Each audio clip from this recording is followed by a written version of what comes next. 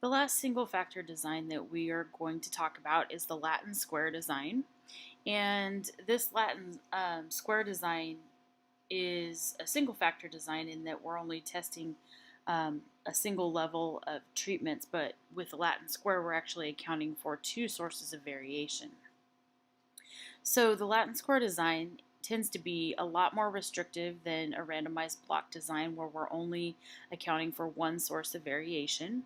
And so in this example here, if we looked at four different treatments and the treatments are designated by color, so yellow, blue, red, and purple, then we could organize those treatments to account for two sources of variation.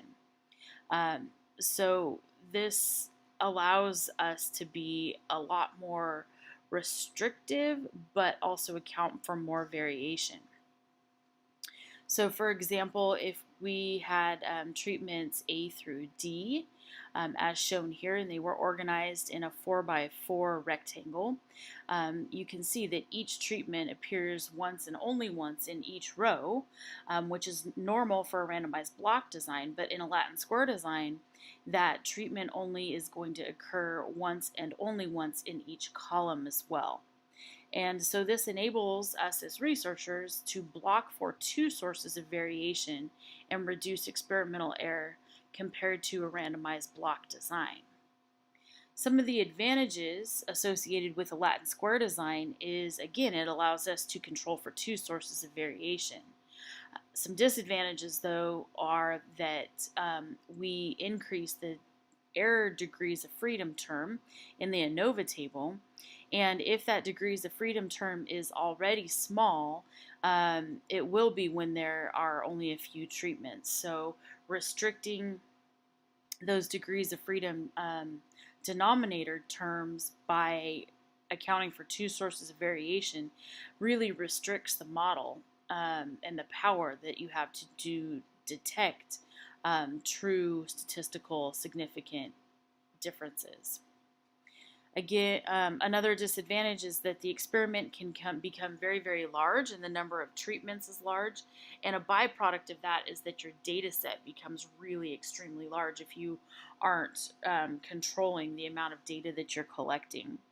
And finally, the statistical analysis becomes more complicated than it is with a completely randomized or a randomized block design. And furthermore, that the Latin square analysis can actually be complicated by missing certain data points or plots and treatments that are misassigned. That's very common with a Latin square design. So to dive in a little bit deeper in how we partition out two sources of variation, if we look at this field study, in example 1, we've got two major sources of known variation that we know are going to be associated with whatever research project we run in this field. So we can see that we've got a water flow issue. So if you treat it as the head gates for an irrigated pasture are up here towards the top, water flow is going to be fairly fast-paced towards the head gate, and then pretty slow-paced as you work towards the bottom of the field. So we know that's a known source of variation. In addition to that, if our second source of variation is going to be a soil type. So we may move from a clay portion of the pasture here on the left-hand side to a sandy portion of the pasture on the left-hand side. So again, just an example of two sources of variation associated with a study site. In example number 2 over here, this is actually a greenhouse example. So to where our two sources of variation are the amount of light that is received in the greenhouse as well as the temperature in the greenhouse as well. So light could be restricted by location of the greenhouse. So if there's trees in the way, that's very common with like our campus greenhouse here at Chico State. We've got a big oak tree that hangs over the top of the greenhouse. So during certain times of the year and certain times of the day, you actually have more light that is going to be restricted. And then another source of variation could be the amount or the temperature associated with the greenhouse, especially if coolers are over here On this side of the greenhouse, the temperature can actually be a lot warmer on the far side. So with the Latin square design, we have to keep in mind that we're not only dealing with accounting for one source of variation, we're accounting for multiple sources of variation.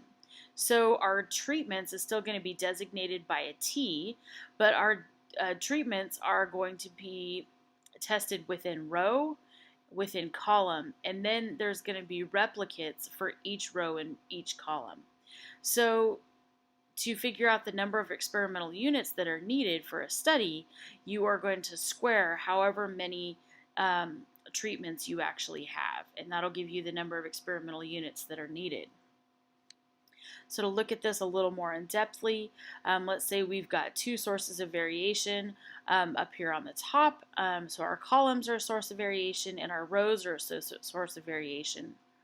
And so we know that if we're trying to set up a Latin square design and we've got 4 treatments that need to fit in with each column and each row, we have to just, very similarly to Sudoku, you have to make sure that those treatments only occur once in each column and once in each row.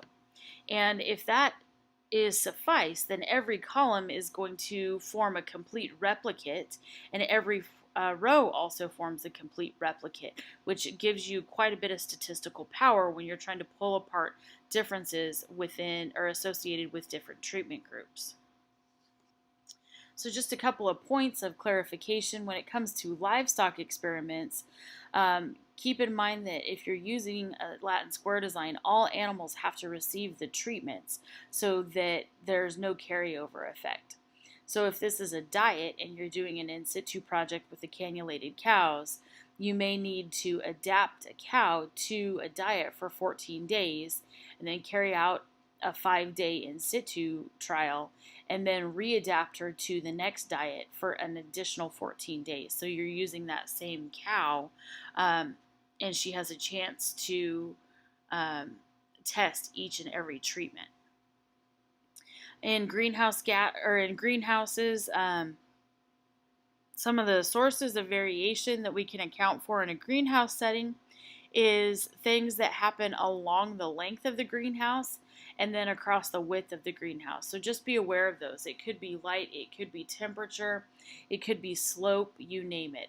So all of these type of things can really affect and add to your power to detect differences associated with a set of treatments. So for example, as we work through the next series of slides, we're going to be looking at how a Latin square design would be set up. So in this scenario, assume that we have 4 feeds that we want to test on dairy cows, and those feeds would be tested over time during the lactation stage of production. So the experiment is going to require 4 animals, and you can think of these animals as rows, like we looked at in previous slides. So there's going to also be 4 feeding periods, and those feeding periods are going to be done at even intervals during the lactation period. So you can think of this as like categories. So you're going to have beginning, early lactation, mid-lactation, etc. And so the treatments are then going to be the 4 feeds that each animal is going to receive each treatment, but only once. So the way that to visualize this is we put our 4 cows on a row. As you can see over here on the right hand side, these are our cows. And then we've got the gestation stage here along the top. So we've got early, mid-late, and late. And then we can apply the 4 treatments or the 4 diets within each stage of lactation for each individual cow. So this is a good way to visualize how a Latin square design actually works. So again, another Latin square example would be if we were trying to study the digestibility of a feedstuff as measured by dry matter disappearance, or DMD. And the digestibility diet would be grass hay with varying proportions of forage. So our null hypothesis would take on the form of there would be no differences in the mean dry matter digestibility for 4 diets. therefore, we would want to set up our Latin square design in the context of that null hypothesis. So the treatment randomization plan for this nutritional study would need to be a Latin square design. And again, we're going to look at our individual animals as the columns. So we have sheep 1, 2, 3, and 4 that are creating 4 columns. And then we've got the period of supplementation or feeding, which is going to be a certain length of days. So period 1, 2, 3, and 4. And then our 4 diets are assigned to each row once and only once, and then each column once and only once. And that sets up the Latin square design. We can also use Latin square designs in some agronomy studies. So if we know that we've got a field that has 2 sources of variation, like the slope of the field and then fertility of the field, or if we have different types of irrigation, different areas of shading, those are all really good reasons to use the Latin square design. So if we have a field that has 2 of these sources of variation, we're going to need to plant our plots or plant our crops so that they're perpendicular to a linear gradient. So if slope moved from high to low, looking at areas 1, 2, 3, and 4 in the field, we would need to look within and subdivide that area 1, area 2, area 3, and area 4 into plots that contain all 4 treatment groups. So we could treat the plots within the subgroup as the columns, and then the rows would be the section of the field, the bigger section of the field. So from a practicality standpoint, we would only use this type of design when we have more than 4 but fewer than 10 treatments. The analysis it gets a little bit more complex in terms of analysis of variance or ANOVA. So the sources of variation are partitioned out into rows, columns, treatments, and errors. So rows and columns are new in this scenario. And we still use the F-test to determine differences among treatment means.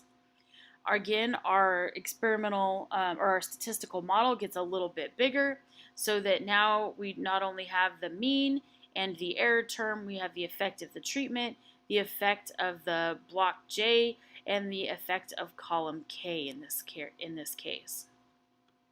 So this gives us 5 different sources of sums of squares with our ANOVA table. So our total sums of squares is going to be at the very bottom, and that's going to be partitioned between the treatment, or SST, between the block, SSB, between the column, SSC, and between the error, SSE. So we make a pretty big ANOVA table at this point in time.